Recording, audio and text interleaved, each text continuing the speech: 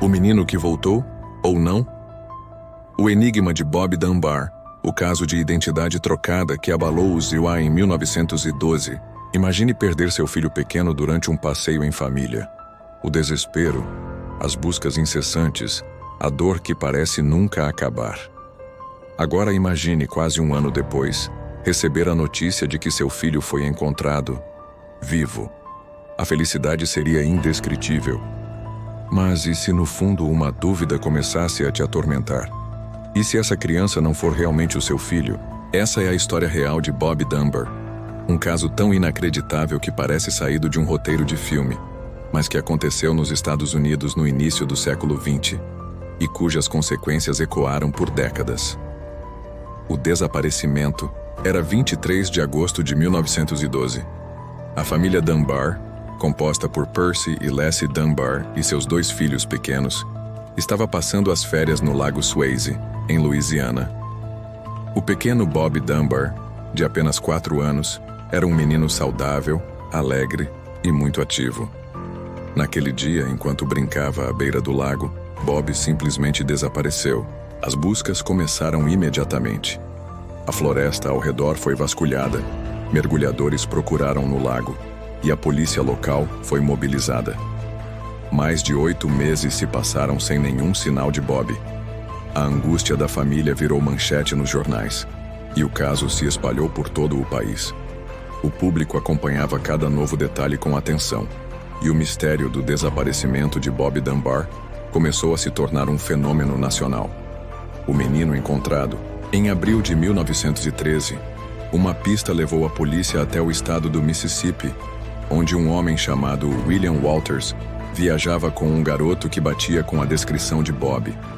Walters, um trabalhador itinerante, dizia que o menino era Bruce Anderson, filho de uma mulher chamada Julia Anderson, que havia confiado o garoto aos seus cuidados enquanto buscava emprego. Mas quando os Dunbar viram o menino, disseram que era Bob. Walters foi preso imediatamente sob a acusação de sequestro. O menino foi levado de volta para a casa dos Dunbar e recebeu um corte de cabelo, roupas novas, e foi apresentado à imprensa como o garoto milagrosamente reencontrado. Só havia um problema. A outra mãe também reconhecia o menino. 2 mães, um filho. Pouco tempo depois, Julia Anderson apareceu para contestar a versão dos Dunbar. Ela afirmou com todas as letras que o menino era seu filho, Bruce, e que William Walters era um amigo da família. Segundo ela havia consentido que o menino viajasse com Walters por uns dias, algo que, segundo os padrões atuais, pode parecer estranho, mas não era incomum naquela época, especialmente entre famílias humildes. Julia reconheceu o menino imediatamente como seu filho, mas as autoridades não acreditaram nela. Julia era uma mulher pobre, solteira, com outros filhos, e seu estilo de vida foi julgado pela sociedade da época como imoral. Enquanto isso, os Dunbar eram uma família respeitada e influente. A imprensa também tomou partido. Reportagens mostravam Julia como confusa, emocionalmente instável, e destacavam que, em um primeiro encontro com o menino, ela hesitou, talvez porque o garoto estivesse com aparência muito diferente. Depois de meses fora de casa, vivendo em condições precárias, ele estava sujo, desnutrido, com o cabelo cortado, dificilmente a imagem que uma mãe tem na memória do filho. Mesmo assim, a justiça se inclinou para o lado dos Dunbar. O menino foi oficialmente declarado Bob Dunbar, filho legítimo de Percy e Lassie. Julia voltou para casa sem o filho e, por muitos anos, viveu com a dor de ter sido ignorada. William Walters, por sua vez, foi condenado por sequestro e passou mais de 2 anos na prisão antes de ser libertado por falta de provas concretas. Mas o estrago já estava feito. A vida continua. Com uma dúvida, a família Dunbar criou o menino como se fosse realmente Bob. Ele cresceu, teve filhos, netos e viveu sua vida carregando a identidade que lhe foi dada. Mas a sombra da dúvida nunca desapareceu por completo. Durante décadas, os descendentes dos Dunbar e dos Anderson evitaram tocar no assunto. A história se tornou uma lenda familiar, algo que se contava com desconfiança, como um fantasma do passado. Foi só no início dos anos 2000 que a verdade veio à tona. O teste de DNA que mudou tudo. Em 2004, o jornalista Tal McTania, intrigado com a história, começou a investigar o caso. Em parceria com Margaret Dunbar Cutright, neta do menino que cresceu como Bob Dunbar, eles decidiram fazer um teste de DNA para acabar de vez com a dúvida.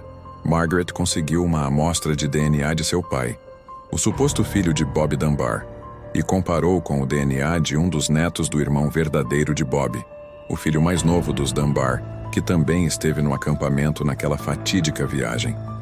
O resultado foi chocante. Não havia nenhum parentesco genético entre eles. Ou seja, o menino que viveu como Bob Dunbar por toda a sua vida não era Bob Dunbar. A criança realmente era Bruce Anderson, filho de Julia. A justiça, a imprensa e o país inteiro tiraram um filho da mãe biológica e entregaram a outra família, baseando-se apenas em aparências, emoções e preconceitos sociais. E o verdadeiro Bob?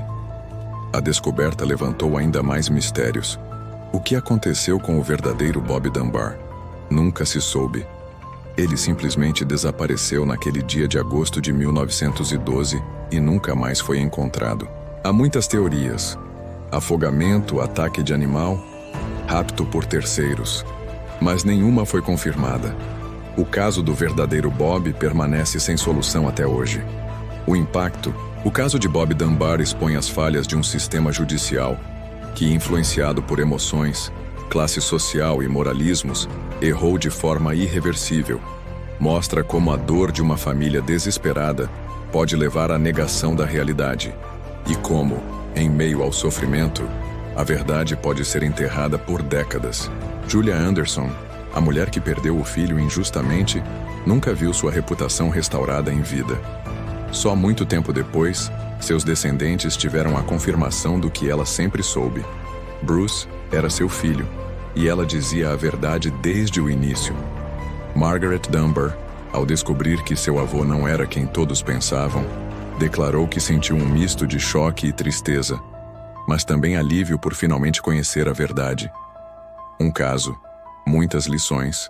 A história de Bob Dunbar nos faz refletir sobre identidade, verdade, justiça e como, muitas vezes, o que achamos ser certo pode estar baseado em ilusões. O caso também nos lembra que nem sempre a verdade aparece de imediato. Às vezes, ela leva quase um século para vir à tona. E aí? Você já conhecia essa história?